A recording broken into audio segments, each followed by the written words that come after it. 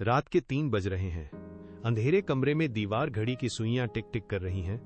रवि की आंखें अचानक खुलती हैं। कमरे का तापमान गिर गया है। हवा में एक ठंडी सिहरन है जो उसकी त्वचा को छूकर गुजरती है। सन्नाटे को चीरती हुई एक धीमी फुसफुसाहट उसके कान के पास गूंजती है। रवि बिस्तर पर सीधा बैठ जाता है। वो अपनी सांसें थाम लेता है। वो अपने कांपते हाथों से फोन उठाता है और अमित का नंबर डायल करता है। दूसरी तरफ अमित की नींद भरी आवाज सुनाई देती है।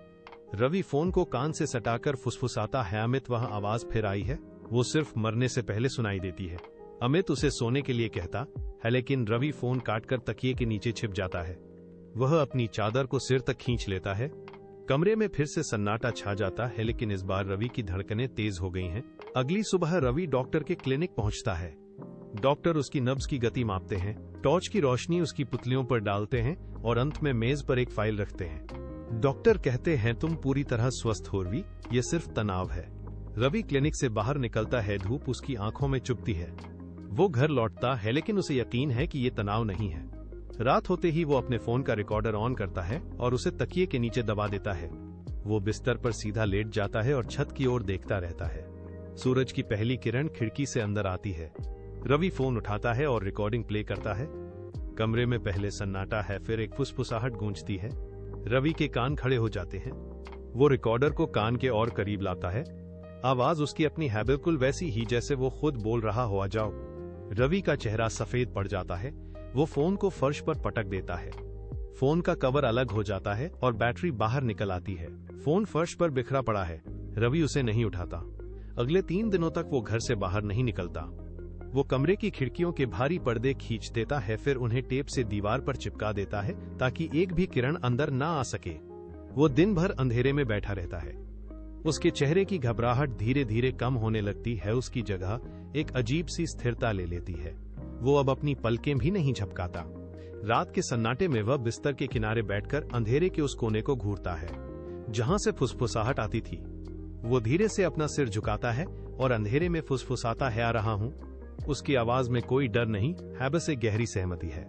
कमरे का दरवाजा धीरे से खुलता है। उसकी पत्नी प्रिया हाथ में चाय का कप लिए खड़ी है। वो रवि को अंधेरे से बात करते देख ठिठक जाती है। चाय की ट्रे उसकी उंगलियों में कांपती है। वो रवि के पास नहीं जाती, बस दरवाजे की चौखट पकड़कर खड़ी रहती है। रवि उसकी मौजूदगी को पूरी तरह अनदेखा कर देता है। वो फिर से अंधेरे की ओर झुकता है और दोहराता है, आ रहा हूं। प्रिया की सांसें तेज हो जाती हैं। अगली सुबह प्रिया चाय का कप लेकर कमरे की ओर बढ़ती है। वो दरवाजा धकेलती है, लेकिन अंदर का दृश्य उसे स्तब्ध कर देता है।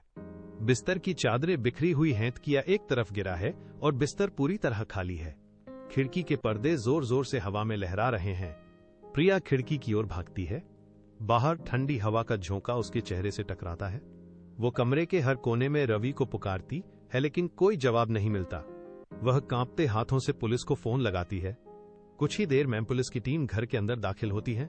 अधिकारी कमरे की तलाशी लेते हैं। तकिए के नीचे उन्हें वही पुराना फोन मिलता है।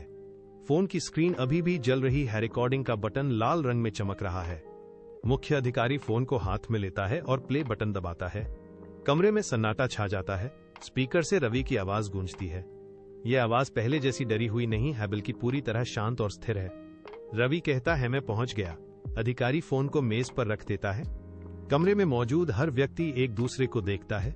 पुलिस फोन की लोकेशन ट्रेस करने के लिए वायरलेस सेट का इस्तेमाल करती है।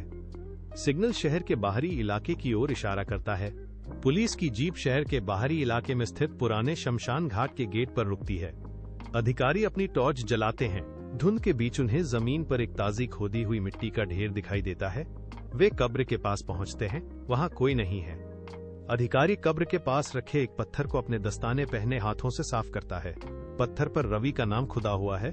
अधिकारी झुककर टॉर्च की रोशनी कब्र के अंदर डालता है। गड्ढा खाली है। वहां सिर्फ ठंडी मिट्टी है। रवि का कोई निशान नहीं है। अधिकारी का ध्यान पास रखे फोन पर जाता है।